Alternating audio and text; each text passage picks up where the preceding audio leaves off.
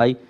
کچھ offer questions ہیں۔ ایک بھائی کہتے ہیں کہ ہم ایک فلم دیکھ رہے تھے، اس میں ایک کفریہ جملہ آیا یا کوئی کفریہ گانے اور اس طرح کا میوزک تھا، تو کسی نے کہا کہ بھئی آگے نکال دو، تو وہاں بیٹھے ہوئے دوسرے شخص کہنے لگا رہنے دو، 1-2 منٹ ہی کی تو بات ہے۔ تو جس نے یہ کہا یہ کیا کفر پہ راضی ہوا اور اس پہ حکم سخت لگے گا کہ نہیں؟ دیکھیں، پہلی بات تو یہ کہ ایسی فلم، ایسا ڈرامہ، ایسی چیزیں دیکھنا کہ جب آپ کو پتہ ہے کہ اس میں اچانک کفریات آئیں گی اور بعضوں کو شعور حاصل ہوتا ہے، وہ تو چلیں شاید اس کو آگے نکال دیں، توبہ کر لیں، لیکن جن کو شعور ہی حاصل نہیں ہے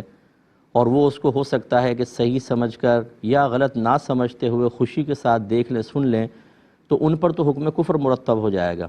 اور اسی طرح اولاد ہماری ہوتی ہے، بعض اوقات اس کو یہ اونچ نیچ نہیں پتہ ہوتی، تربیت ہماری جو ہے گھروں میں، اور جو ہم قرآن و حدیث کا علم دے رہے ہیں وہ ہم اچھی طرح جانتے ہیں، تو ایسا بڑا رسک لینے کی کیا ضرورت ہے؟ تھوڑی دیر کی انٹرٹینمنٹ اگر ہمارے ایمان کو ہی ضائع کر دے تو پھر دوزخ میں اس کا انجام بڑا برا ہے، اس لیے ہمیں توبہ کرنی چاہیے۔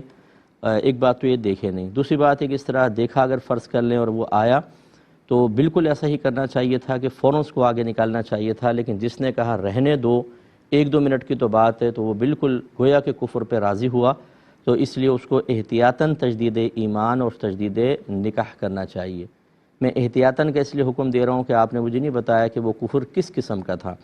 اگر تو وہ کفر ایسا ہوتا کہ بالکل انسان کو دائرہ اسلام سے باہر نکال دیتا، مرتد کر دیتا، تو پھر تو احتیاطاً کا لفظ نہ ہوتا، پھر تو فرض ہوتا۔